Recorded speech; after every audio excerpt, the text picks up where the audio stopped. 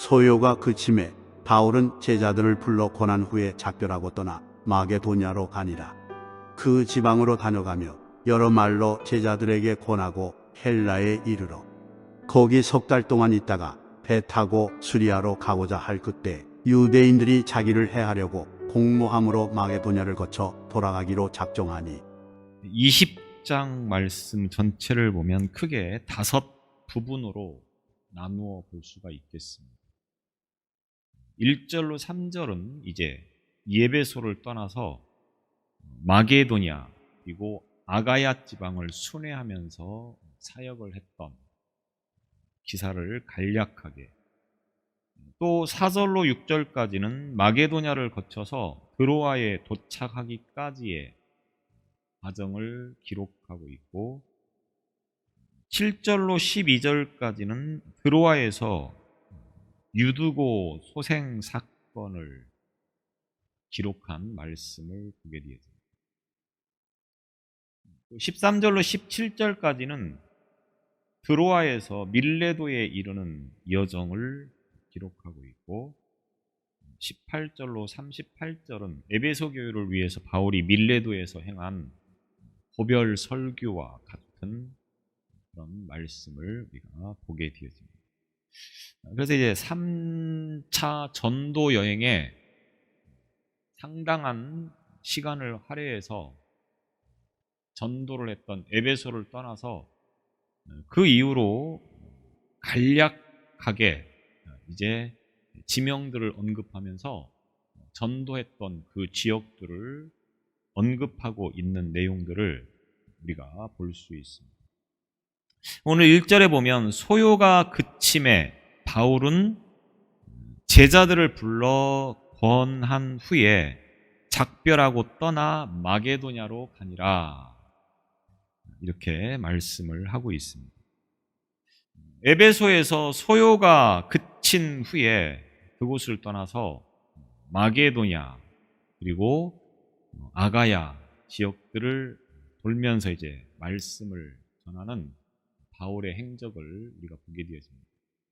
여기서 소요가 그쳤다라고 하는 이 말씀은 앞서 에베소에서 데메드리오를 중심으로 해서 은장색들이 자신들의 생업에 위험을 받으니까 이제 그 장사치들이 모여서 소동을 일으켜서 바울을, 그리고 바울이 전하는 종교를 쫓아내야 된다라고 하는 그런 내용이었었고, 그러나 그 지역 행정관이 결국은 그 불법 집회다라고 해서 집회를 해산시킴으로 소동이 마무리되어지고, 바울은 이제 그곳에서 전도를 잘할 수 있는 그런 상황이 되었다라고 하는 겁니다. 그런데 바울은 이곳에서 이제 더 전도를 하면서 복음을 전하고, 그래서 그 교회를 더 부흥시키고 성장시키는 그런 어떤 선택을 할 수도 있었을 터인데, 오히려 소동이 그치고 바울은 그 지역을 떠나게 되었다라고 성경은 말씀을 하고 있습니다. 에베소를 중심으로 이 모든 아시아 지역의 사역을 마무리를 하게 되었습니다. 아데미 여신과 신전이 아무리 절대적인 영향력을 행사하는 에베소였다고 할지라도 그 지방의 행정관이 그 소동 자체를 불법 집회라고 간주를 했기 때문에 오히려 바울에게는 더 명분이 생기는 거죠. 그렇기 때문에 이제 이곳에서, 이 중요한 에베소라고 하는 지역에서 전도를 통해서 더 복음을 확장시켜 나갈 수도 있는 길이 열렸다, 이렇게 볼 수도 있는데, 오히려 바울은 다음 목적지로 떠나게 되었다라고 하는 것입니다. 떠나면서 그냥 가는 것이 아니고 제자들을 불러 권한 후에 이렇게 말하고 있습니다. 그 지역에 제자들, 예수를 믿기로 결단하고, 그리고 이제 상당히 영향력 있는 그런 믿는 어떤 성도들을 불러서 그들에게 말씀을 잘 가르쳐서 이 에베소 지역을 오히려 잘 성장시켜 나가는 하나의 동력이 되어라 하는 어떤 그런 차원에서 말씀을 전한 것으로 볼 수가 있다고 하는 것입니다. 물론 바울의 행적을 통해서 우리가 보면 어느 한 곳에 집중적으로 머물면서 복음을 전했던 시간들은 그렇게 많지 않습니다. 고린도에서 조금 오랜 시간 있었고, 그 다음에 가장 오랫동안 있었던 지역이 에베소라고 하는 지역이었습니다. 바울의 능력이라고 하면 한 지역에서 전도를 하고 또 교회를 이제 목회를 한다고 하면 아마도 대단히 큰 대형 교회들이 충분히 세워질 만한 그런 능력이 있지 않겠습니까?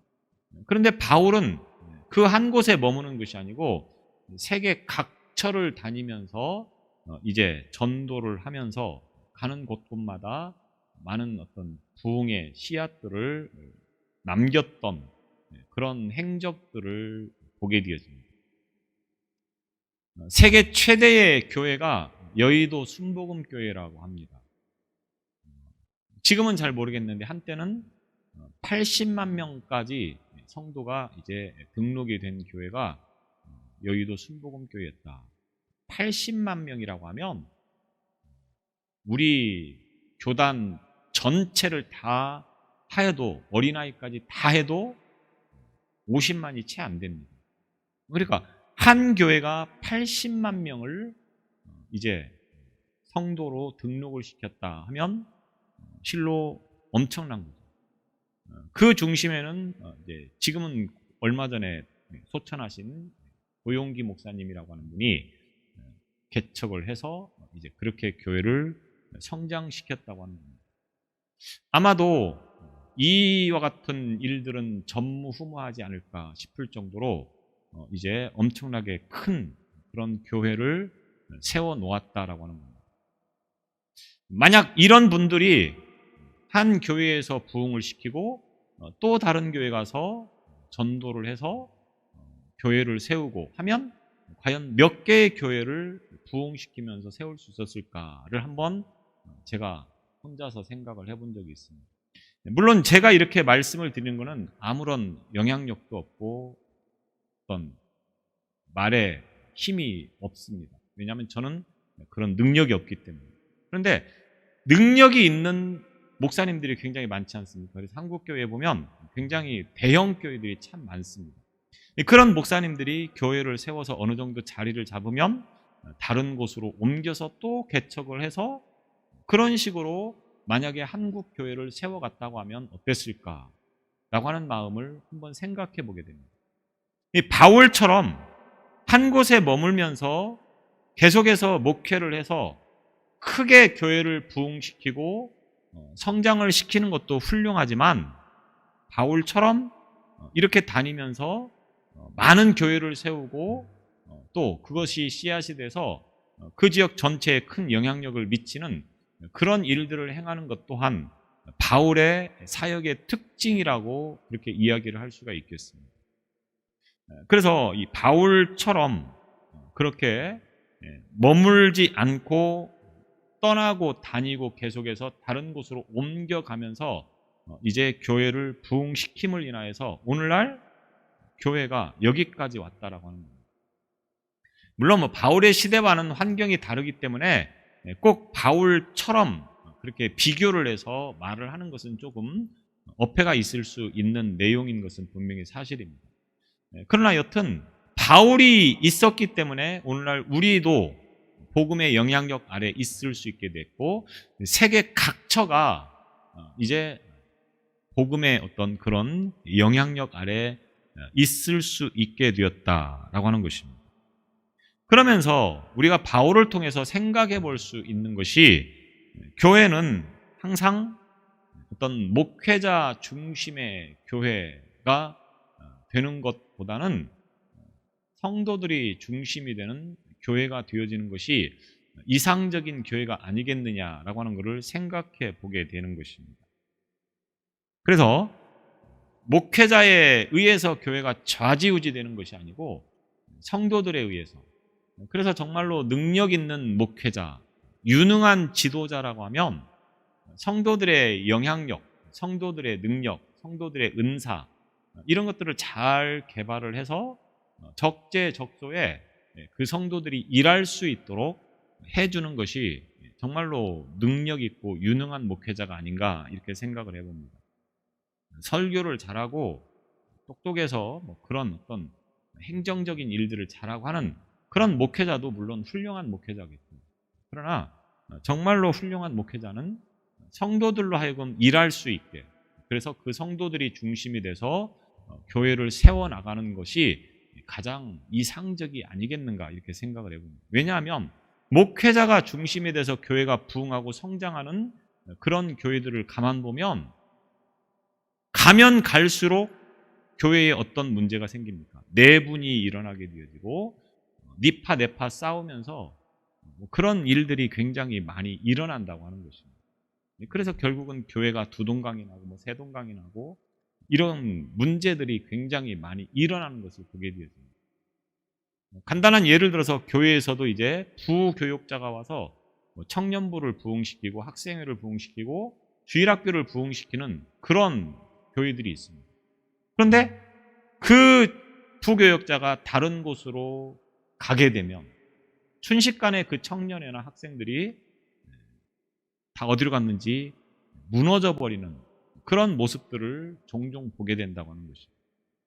그래서 그 한 사람의 역량에 의해서 성장하고 부흥하는 그런 교회의 모습이기보다는 교회 자체적으로 그 교회의 평생 주인 노릇을, 이런 표현이 조금 문제가 되는 표현이 되는데, 하여튼 주인 의식을 가지고 있는 그런 성도들이 중심이 돼서 교회를 세워나갈 때에 그 교회가 건강한 교회, 이상적인 그런 교회가 되지 않을까 이렇게 생각을 해봅니다.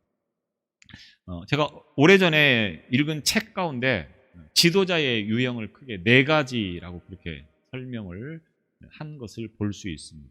제가 언젠가 말씀드렸는지 잘 모르겠는데, 그래서 지도자형은 크게 4가지가 있습니다. 똑부형, 똑똑하고 부지런한 지도자. 그 다음에 똑개형, 똑똑하고 게으른 지도자. 그 다음에 멍부형, 멍청하고 부지런한 지도자. 멍개형, 멍청하고 게으른 지도자. 이 가운데 가장 아랫사람으로부터, 아랫사람이라고 표현하는 게 적절한지 모르겠는데, 여튼 직장 지도자로서, 상사로서 가장 인기가 있고 가장 유능하고 가장 좋은 지도자라고 인정받는 지도자가 누구일 것 같습니다. 통계를 내본 결과 멍개형이라고 합니다. 아니야, 똑개형. 똑똑하고 게으른 지도자들이 그 따르는 많은 사원들로부터 인기가 있는 그런 지도자라고 하는 겁니다. 가장 싫은 지도자가 누구냐? 누구일 것 같습니까? 멍부형입니다. 멍부형. 멍청하고 부지런한 지도자. 대책 없다고 하는 거죠. 멍청하면서 부지런하면 굉장히 그 아랫사람들이 피곤해한다고 하는 스타일입니다.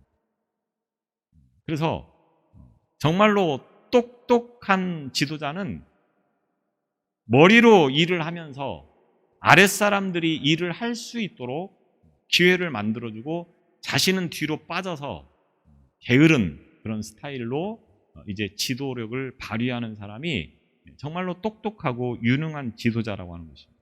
그래서 교회의 어떤 목회자도 바로 그런 스타일이 더 바람직스러운 그런 스타일이 아닌가 이렇게 생각을 해봅니다.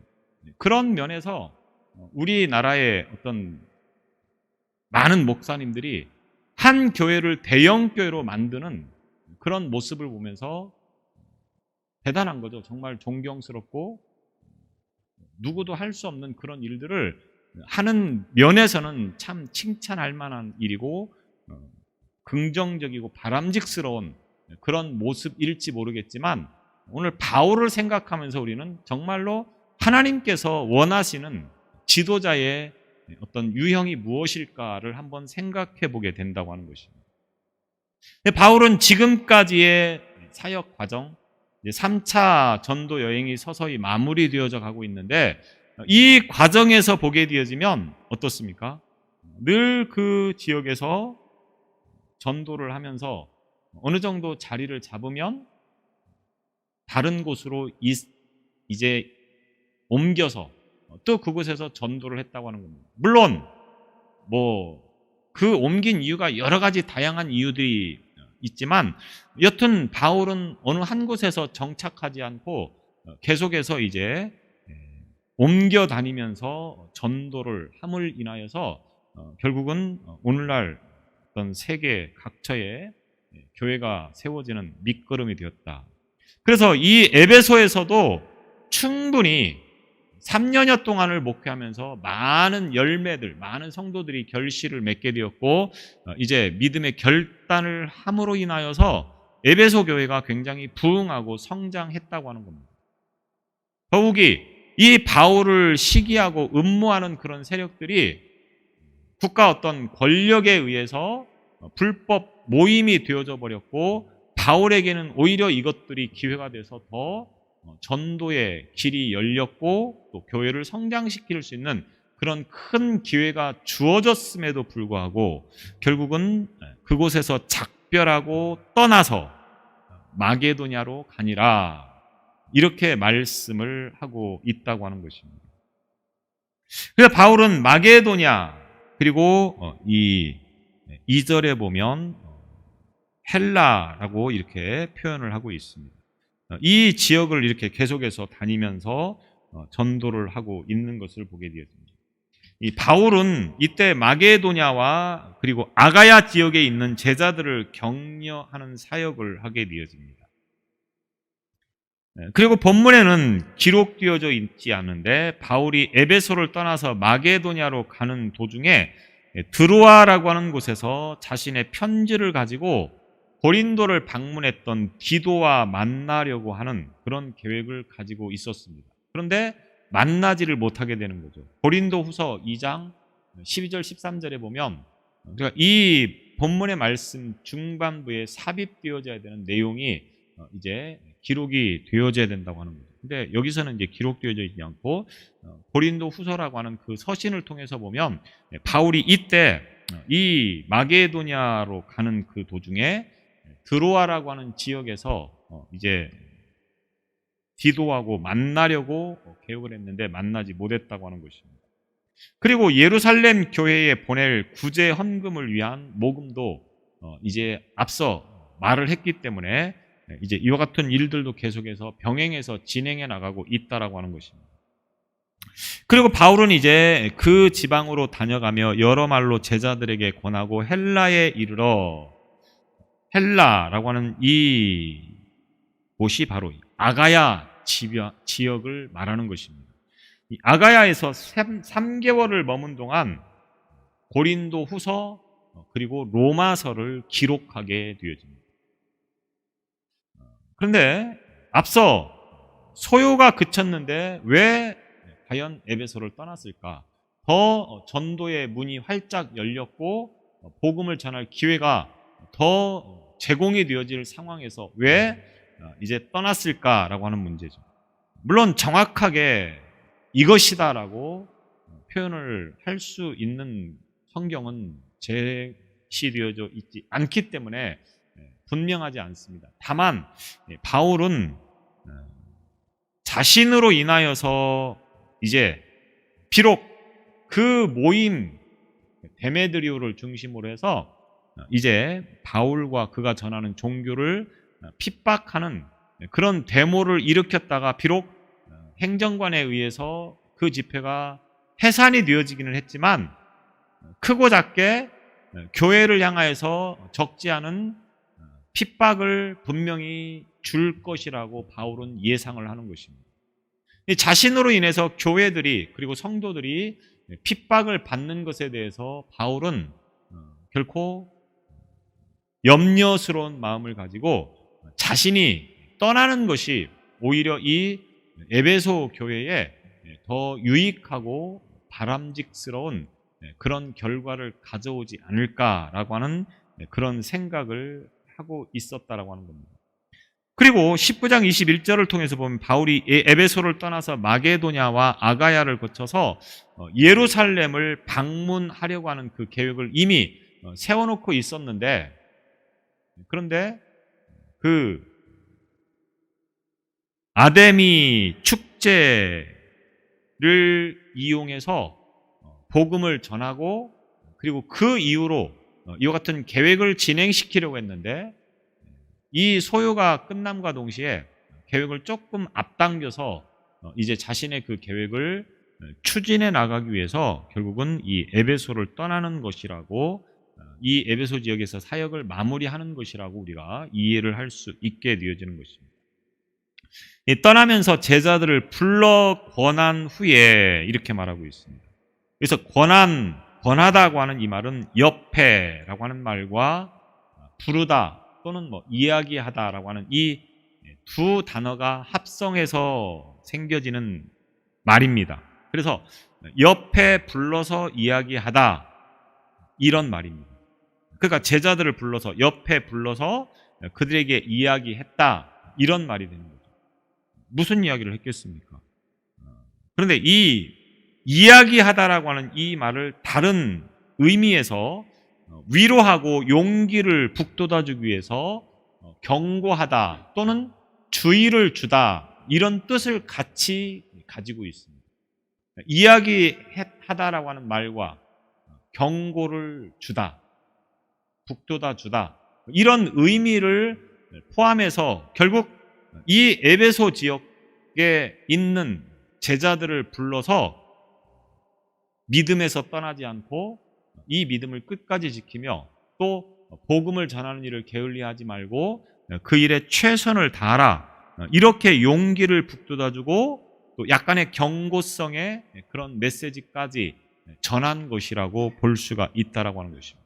그래서 자신은 비록 떠나지만 이 에베소 지역의 주의 성령이 이 에베소 교회를 든든히 지켜줄 것을 성도들에게 확신을 주면서 이제 어떤 상황에서도 흔들리지 말고 믿음을 끝까지 지키라고 하는 겁니다. 앞서 보았듯이 아무리 우리를 방해하고 우리를 핍박하고 억압하는 세력이 있다 할지라도 하나님께서는 우리를 분명히 지켜주셔서 우리가 결국은 승리하지 않았느냐, 그것을 목격한 이상 어떠한 핍박이나 어떠한 상황에서도 흔들리지 말고 믿음을 끝까지 지킬 뿐만 아니라 복음을 전하는 일에 이제 더 힘써서 교회가 든든히 서갈 수 있도록 최선을 다하는 것이 바로 너희들의 삶의 목적이고 삶의 이유가 되라고 하는 것을 권면해 주었을 것이라고 우리가 이해를 할 수 있다라고 하는 것입니다. 그래서 하나님의 일을 잘 마무리하면서 이제 그 에베소를 떠나는 그런 바울의 모습을 통하여서 앞서 말씀을 드렸던 것처럼 교회가 이제 성도들이 그 역할을 잘 감당하여서 세워가는 것이야말로 가장 이상적인 바람직스러운 그런 교회의 모습이라고 그렇게 이야기를 할 수가 있겠습니다. 그리고는 그 지방으로 다녀가며 여러 말로 제자들에게 권하고 헬라에 이르러 마게도냐로 가서 그 지방으로 다녀가며, 마게도냐라고 하면 한 지역만을 말하는 것이 아니고 행정적으로 보면 우리나라에서 어떤 도 정도를 의미한다고 그렇게 볼 수 있을까요?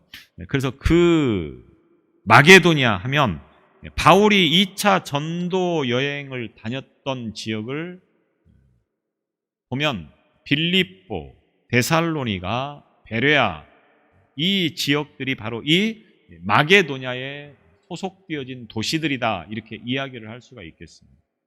그래서 바울이 그 지역으로 가서 그러니까 빌립보나 또는 뭐 데살로니가나 또는 베레아 이 같은 곳들을 다시 가서 어떻게 했습니까? 여러 말로 제자들에게 권하고 이렇게 말씀하고 있는 것입니다.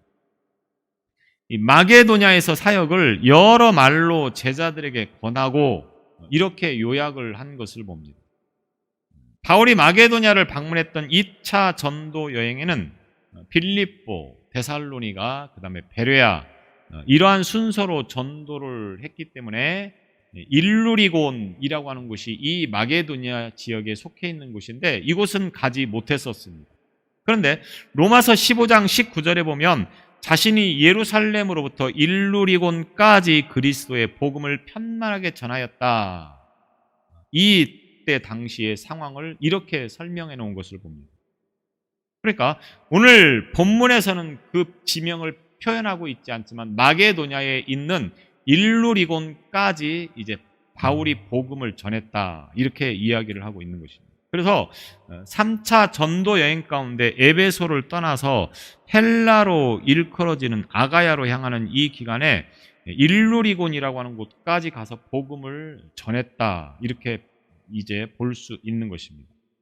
여러 말로 제자들을 권하고 이미 복음이 전해지고 교회가 세워진 일루리곤을 방문하여서 권면한 것으로 보는 것이 자연스러울 수 있겠습니다. 아마도 이 지역은 주변의 여러 도시들에 의해서 칭찬받았던 데살로니가 교회를 통해서 복음이 전해졌을 것이라고 볼 수가 있겠습니다. 그리고 그곳에 이제 교회가 세워졌을 것이고 바울이 그곳에 가서 다시금 복음에 대해서 분명하게 말씀을 전한 것이라고 그렇게 볼 수가 있다라고 하는 것입니다. 그래서 1절에서도 권한 후에 이렇게 말하고 있는데 여기 2절에서도 제자들에게 권하고 이렇게 말씀하는 것을 보게 되어집니다. 그래서 이 두 단어가 사실은 동일한 단어가 되겠죠. 여러 말로 이렇게 표현을 해서 함께 쓰고 있는데 이것은 바울이 마게도냐 지경을 다니며 격려와 위로와 권면 등을 충분히 한 다음에 헬라로 떠났음을 의미하는 말씀을 보여주고 있습니다. 바울은 기본적으로 새롭게 복음을 전하는 사역을 했는데 이미 믿는 성도들에게 격려를 통해서 그들이 더 성숙한 그리스도인이 될 수 있도록 돕는 그런 사역을 한 것입니다. 바울은 이미 교회가 세워졌지만 믿음이 연약한 공동체를 찾아다니면서 그들을 위로하고 권면하고 또 격려하는 그런 목양의 사역을 한 것이라고 볼 수가 있겠습니다. 그런 의미에서 권하고라고 하는 이 말은 바울의 마게도냐 사역을 한마디로 요약할 수 있는 그런 단어가 될 수 있는 것입니다. 하나님의 말씀을 통해서 바울의 권면은 믿음이 연약한 제자들을 능히 든든히 세우기에 부족함이 없었을 것이라고 그렇게 볼 수가 있겠습니다. 그리고 이제 그 이후로 다시금 헬라라고 하는 곳에 이르러 앞서 말씀을 드렸던 것처럼 헬라는 아가야를 이르는 대중적인 이름이 되겠습니다. 마게도냐 아래쪽 남부 지방을 가리키는 것인데 이제 이곳에서 바울이 석 달을 보내는 중에 고린도 교회를 방문하여서 로마서를 기록했다고 그렇게 보는 것입니다. 그러니까 이 아가야 지역은 고린도 교회가 포함되어진 그런 지역. 앞서 마게도냐가 이제 큰 어떤 지역을 표시했던 것처럼 아가야 지역도 그런 큰 지역을 말하는 것인데 이 아가야를 헬라라고 하는 말로 표현하기도 했다. 이렇게 볼 수가 있는 것입니다. 그리고 이제 여기서 3절에 보면 석 달 동안 있다가 이렇게 말하고 있습니다. 이 헬라에 도착한 바울이 3개월간 이곳에 머물렀다. 그런데 우리 성경에 보면 석 달 동안 있다가 배 타고 수리아로 가고자 할 그때에 그러니까 이 헬라 지역, 아가야 지역에서는 석 달 동안 있다가 그냥 배 타고 갔다. 이렇게 표현되어지고 있다고 하는 겁니다. 그런데 거기 석 달 동안 있다가 배 타고 수리아로 가고자 할 그때에 라고 하는 이 단어에서 거기 있다가 라고 하는 이 말은 행하다 라고 하는 말입니다. 행하다. 또 이루다. 또 완수하다. 이런 의미를 가지고 있는 말입니다. 그러니까 우리 번역 성경으로만 보면 거기 있다가 그냥 간 것처럼 비춰지지만 사실은 그냥 있었던 것이 아니고 행하였다. 또는 뭐 이루었다. 또는 완수했다. 이렇게 표현을 할 수가 있는 말이라고 하는 것입니다. 다시 말하면 이 아가야 지역에서 헬라 지역에서 석 달을 있는데 복음을 전하여서 자신의 사명을 완수했다. 이루었다. 행하였다. 그 다음에 다시 다른 곳으로 옮겼다. 원어를 보면 바로 이렇게 해석하는 것이 가능하다라고 하는 것입니다. 물론 이 3개월의 대부분을 고린도에서 보냈을 것이라고 봅니다. 그래서 로마서 16장 23절이나 고린도전서 1장 14절을 보면 이곳에서 이제 다시금 고린도에 편지를 보내고 로마에 편지를 보내게 되어집니다. 아마도 그곳에서 이제 친구 가이오의 접대를 받아서 이제 그곳에서 상당히 우리가 앞서 고린도 지역에 있을 때에 이 가이오를 친구로 만든 그런 사건을 우리가 볼 수 있었는데 그 집에서 머물면서 이제 고린도 후서를 그리고 로마서를 기록을 해서 보낸 것이라고 볼 수가 있겠습니다. 그리고 이제 이곳에서 빨리 스페인으로 가기 위해서 로마를 경유할 것에 대한 기별을 전하였고 로마에 있는 그 그리스도인들의 올바른 신앙 정립을 위해서 이제 편지를 보내게 되어지는데 그것이 바로 로마서가 되는 것입니다. 그래서 신학의 어떤 가장 진수라고 볼 수 있는 이 로마서가 바로 이제 이 과정에서 바로 이 아가야에서 석 달 동안을 머물면서 기록을 한 것이다. 이렇게 이야기를 보여주고 있는 것입니다. 그래서 바울의 선교 원리를 또한 우리가 여기서 보게 됩니다. 그래서 뭡니까? 아무 생각 없이 그냥 발걸음 가는 대로 가는 것이 아니고 다음 사역지가 어디인가 그리고 이제 그 사역지를 향하여서 가기 전에 먼저 계획을 세울 뿐만 아니라 경우에 따라서는 먼저 편지를 써서 그곳에 보내서 그것으로 하여금 준비되어진 때로는 사람을 보내서 준비를 시키는 어떤 그런 계획적인 사도 바울의 사역을 우리가 보게 되어지는 것입니다. 그래서 성경을 가볍게 읽으면 이런 것들이 제대로 보이지 않을 수 있겠지만 철저하게 물론 성령께서 이 바울의 마음을 움직여서 길을 가게 하시지만 그래도 바울은 나름대로 그 과정에서 철저하게 계획을 세워서 이제 이 계획대로 진행을 해 나가는 그런 사역을 우리가 보게 되어진다고 하는 것입니다. 오늘 우리가 이 바울의 사역을 통하여서 많은 것들을 교훈을 받게 되어집니다. 중요한 것은 하나님께서 복음을 전하라고 그에게 사명을 주셨기 때문에 그가 편안하고 유익한 그런 자리를 찾는 것이 아니고 오히려 그렇게 쉽게 복음을 전할 수 있는 상황이 되어지면 과감하게 또 그곳을 떠나서 다른 곳으로 가서 자신의 사역을 감당하는 이 같은 바울의 삶을 통하여서 복음을 전하는 전도자의 삶이란 스스로의 삶에 유익하고 또 만족스러운 그런 것을 찾고 추구하는 것이 아니고 하나님께서 기뻐하시는 그러한 일들을 위해서 자신이 힘들고 어렵고 또 여러 가지 많은 힘든 그런 상황들이 펼쳐질지라도 그 길을 기꺼이 선택해서 가는 것이 바로 오늘 우리의 삶이어야 된다고 하는 것을 배우면서 오늘도 저와 여러분들이 하나님께서 우리를 향하여서 무엇을 원하시는가를 바르게 깨닫고 그 길을 걸어가는 신앙이 될 수 있기를 바랍니다. 기도하시겠습니다. 은혜로우신 하나님 아버지, 언제나 자신의 삶을 안주하며 살아가는 것이 아니고 복음을 전해야 되는 것이라고 하면 그것이 어떠한 상황이든 그것을 향하여 나아가는 사도 바울의 그 심정을 우리가 품게 하여 주옵소서.